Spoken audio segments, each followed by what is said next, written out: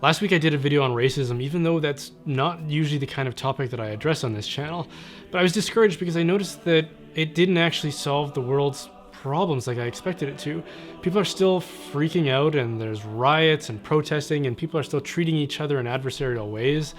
And even people who are far removed from what's going on in the United States can't seem to escape what's going on, as if this is a problem right at their front door. And so as I continued to think about it, for whatever reason, Harry Potter came to mind.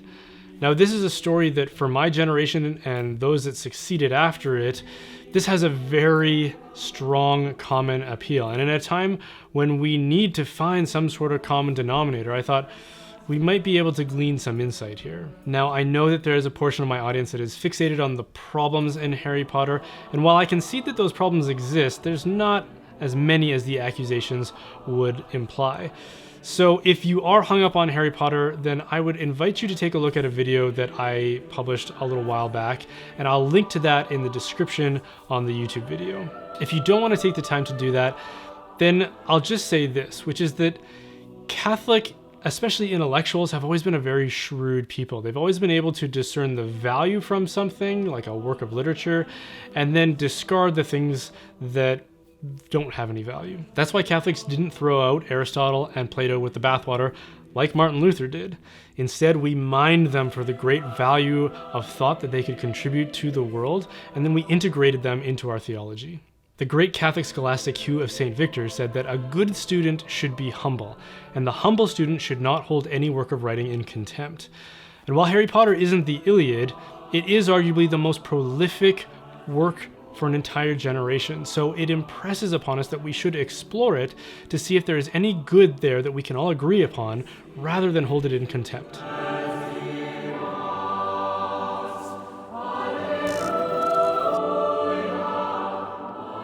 So there's a theme in the Harry Potter stories that could serve as a source of insight for the moment that we find ourselves in history.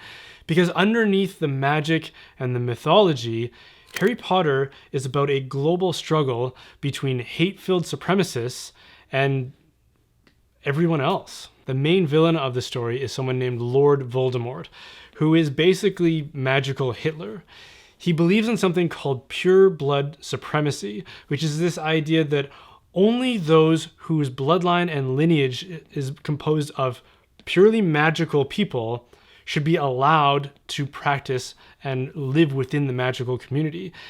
Whereas those people whose bloodline is mixed between magical and non-magical people aren't worthy to be considered witches and wizards. Much like the Nazis' eugenics programs in Germany in the 30s, Voldemort's regime would have created a hierarchy out of society where those deemed worthy by virtue of their breeding would have sat at the top of society, and those deemed unworthy because of their genetic line would have sat at the bottom. Now, the reality of that fictional world testifies to the fact that this whole blood supremacy thing isn't grounded in anything real or objective. It's a construct fabricated by those who would benefit from it.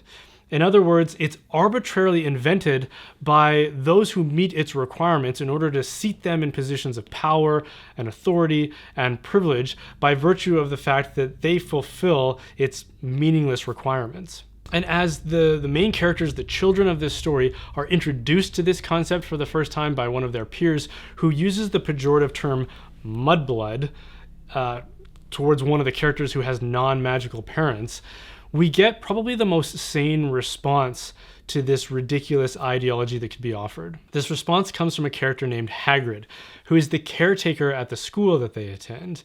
And while he is an adult, he's quite simple-minded, so he has more in common with the students than with the faculty and spends a lot of time with them. And when this topic is brought up in his presence, his reply is something like, "It's codswallop.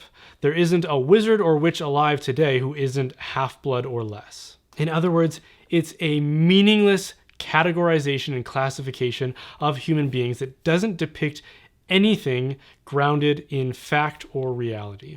And unfortunately, a similarly meaningless categorization exists in the world that we live in, one that has been debunked by modern anthropologists and genetic science. It was proposed by those for whom it would favor because it would sit them at the top of the totem pole so that they could justify injustices directed towards those that they deemed less human than they were. As the so-called Enlightenment took hold of the popular mindset of European and eventually North American civilization, thinkers less and less showed any appreciation for metaphysical explanations of reality, turning in favor towards naturalistic or purely scientific explanations. And this set the stage for a desire and a temptation to look at everything through a Darwinian or evolutionary explanation or lens, such that Europeans who could survey their technological expertise and accomplishments and compare that to the many peoples that they encountered in this new global world as being somewhat behind them technologically, they could then say, well, we are clearly more evolved than they are. Whereas ideas about human beings deriving their equality and their dignity by virtue of the fact that every single one of us are created lovingly in the image of God was disregarded as silly superstitious notions of the Dark Ages. And this new scientific anthropology produced a crude categorization of all of humanity into 5 races, which include Caucasoid, Mongoloid, North American Indian, Ethiopian, and Malayan, with no appreciation for the nuances or incredible amount of diversity that exists within this continentally driven schema. Like, imagine how dishonest and ignorant you'd have to be to say that all of the millions of people on that massive continent of Africa can be meaningfully described as being all the same. And not only that, we're going to do the same with Asia and the South Pacific and North and South America and Europe. Imagine looking at all the tribes of North and South America, all the indigenous tribes, and saying, yeah, they're pretty much all the same thing, from the Inuits to the Crees to the Mohawks to the Aztecs, and just being like, yeah, we're just going to call them American Indians. And the stupidity of this classification should have been obvious to anybody with even a rudimentary understanding of European history, because it is saying that all of them, including the English, the French, Italians, Greeks, Slavs, Poles, Russians, Ukrainians, they're all exactly the same. They all have the same identity, and they all have the same motives, the same culture, and we can treat them all as the same, even though they've all been fighting endlessly bloody conflicts for countless generations because of how distinct they are. After learning hard lessons from the horrors of the Atlantic slave trade, modern eugenics, and the Holocaust, we arrived at some consensus that this categorization, known as scientific racism, was stupid, and it should be committed to the dustbin of reject ideologies. But for some reason, we still operate under, thanks mostly to the media and politicians, this useless classification developed by European colonialists to elevate themselves so that they could justify enslaving people who did not have technology to defend themselves. And this is made even more absurd in places like North America because it's this melting pot of mixed genetics where virtually everyone has mixed heritage. So that even those broad categorizations, those 5 races, even those lines become blurred within the general population. Craig Venter, who was a groundbreaking genetic researcher and is someone who looked for these distinctions according to these older classifications in the human genome as he mapped it for the first time, concluded that the concept of race has no basis in genetics or science. Race is a concept developed by racists, just as capitalism is a concept developed by capitalists. So if you thought that capitalism was bad while still interpreting the world through a capitalist philosophy, then you're going to have problems. If you think that racism is bad, but you insist on interpreting the world through a racist philosophy, then you're going to have problems. And for generations now, we've been trying to build a society based on this fallacious framework of understanding ourselves and our neighbors. And it's no wonder we keep circling back to riots and department store arson. If you're going to see every distant descendant from an entire continent as either white, black, or something like Asian, then we will continue to be easily divided by those in power, both in the media and in politics, and who want to gain as much ground everywhere they can. The solution to racism is to refuse to allow ourselves to be categorized based on race, because it doesn't communicate anything meaningful about reality.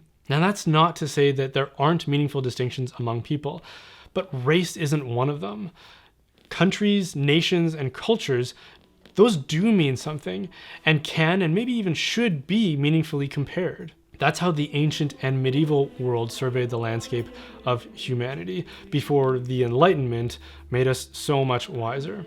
And I think we could learn a lot about their anthropology if we could suspend our programming for long enough to actually study it.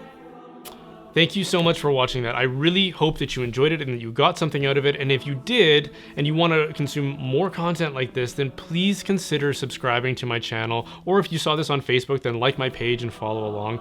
If you're on YouTube, it's not enough anymore to subscribe, because YouTube wants to think that it can tell you what you should watch instead of what you actually want to watch.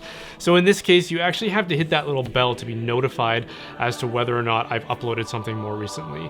So please subscribe and hit the bell at the same time. That really helps me out a lot. And if you could consider sharing this among your social network, that helps me a lot too. And if you want to support the making of these videos, please consider supporting my business, which is a communications and strategic marketing company who specializes especially in branding and web design. And this is especially catered towards ministries and apostolates and parishes. We have a parish web design system that we've built specifically for parishes and churches that is affordable, but also beautifully packaged and easy to use. So if you're interested in that, check out my business, which is holdsworthdesign.com, and hit the contact button in the navigation and get in touch, and we can figure out if there's a good fit for you there.